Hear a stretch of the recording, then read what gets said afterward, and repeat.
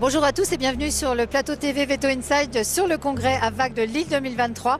J'ai le plaisir d'accueillir pour ILS une vétérinaire spécialiste en médecine interne. Bonjour Elodie. Bonjour Valérie. Heureuse de t'accueillir ici pour parler de la dysbiose intestinale et du lien justement de cette dysbiose intestinale sur les maladies rénales chroniques. C'est le sujet du jour qu'on va aborder ensemble. Alors, des études récentes montrent que les maladies rénales chroniques s'accompagnent de dysbiose intestinale. Quel est le lien entre les deux et l'évolution finalement des MRC liée à cette dysbiose intestinale? Donc tu as tout à fait raison Valérie. En médecine humaine et en médecine vétérinaire, les maladies rénales chroniques s'accompagnent de dysbiose intestinale. Et il faut comprendre comment cela fonctionne. En fait, on a un axe qu'on connaît bien, le cardio-rénal, mais on peut aussi avoir l'axe intestin-rein qu'on maîtrise moins bien. Donc en fait, l'axe intestin-rein, qu'est-ce que c'est ? Le rein, quand il ne fonctionne pas bien, il va produire des toxines urémiques. Et ces toxines urémiques, elles vont en fait être délétères pour l'intestin et du coup faire que des bactéries protéolytiques vont créer une rupture de la barrière intestinale, vont passer dans le sang et vont donc être à l'origine de toxines urémiques qui vont être délétères pour le rein et vont conduire à une maladie rénale chronique. Alors justement, est-ce qu'on peut aller un petit peu plus loin ensemble, Elodie, pour voir quels sont les effets néfastes de ces toxines urémiques sur le fonctionnement intestinal et sur le fonctionnement rénal, s'il te plaît? Oui, donc on connaît tous que la maladie rénale chronique produit de l'urée et de la créatinine, ce sont des déchets azotés.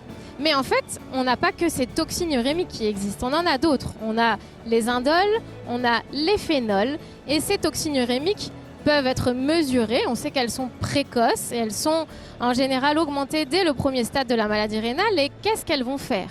En fait, elles vont créer plusieurs choses délétères pour le fonctionnement rénal, mais aussi pour l'animal. Donc, par exemple, la première chose, c'est que la création de toxines urémiques va produire de la fibrose au niveau du rein, va créer des effets oxydants et va donc conduire à une aggravation de la maladie rénale chronique.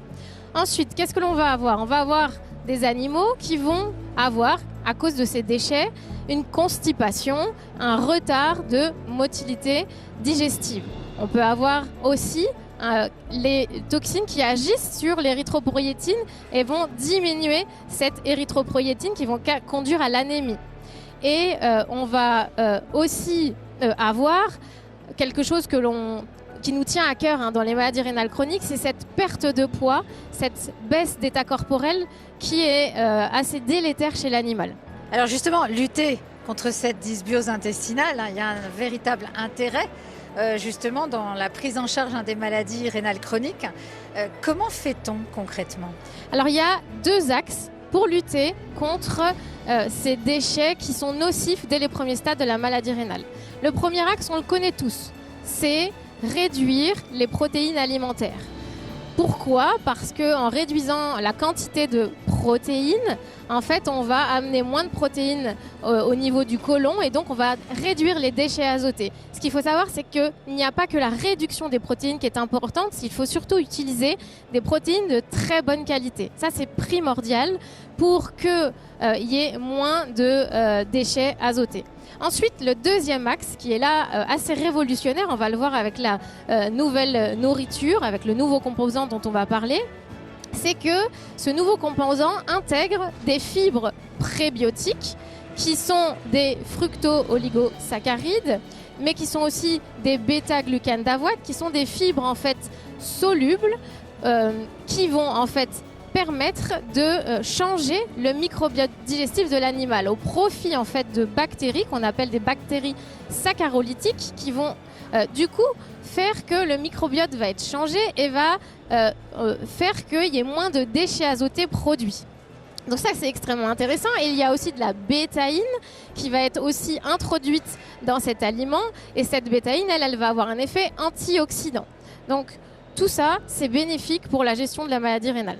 Alors justement, tu en as déjà dit quelques mots, mais quel est l'intérêt du nouvel aliment Hills Prescription Diet KD Active Biome plus Kidney Defense.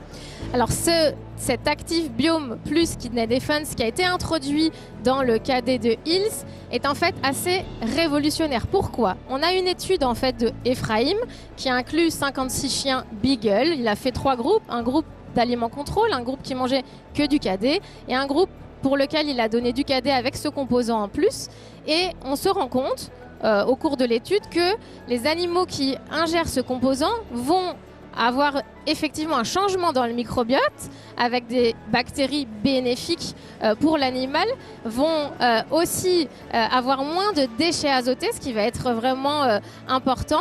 Et surtout, une autre étude de Hall qui est faite sur des chats, en fait, des chats avec des maladies rénales chroniques, celle-ci a montré que rajouter ces éléments va permettre de maintenir le score corporel des chats ou des chiens atteints en fait de maladies rénales chroniques. Et ça, c'est vraiment un élément hyper important parce que on l'a vu, les maladies rénales s'accompagnent d'une perte de poids et donc ce serait vraiment hyper intéressant d'avoir justement cet aliment qui permet d'augmenter d'augmenter la masse corporelle et d'éviter en fait cette perte de poids. Donc cet aliment KD Active Biome plus Kidney Defense, il est révolutionnaire en tout cas pour tous ces éléments. Merci Elodie en tout cas pour tous tes éclairages sur l'intérêt de la prise en charge de cette dysbiose intestinale dans le cadre de la gestion des maladies rénales chroniques. Merci à toi Valérie. Et en tout cas, si vous avez besoin de plus d'informations sur le nouvel aliment Hills Prescription Diet KD Active Biome plus Kidney Defense, eh bien demandez tout simplement à votre délégué vétérinaire Hills. À bientôt et bon congrès Elodie. Merci beaucoup. Au revoir. Au revoir.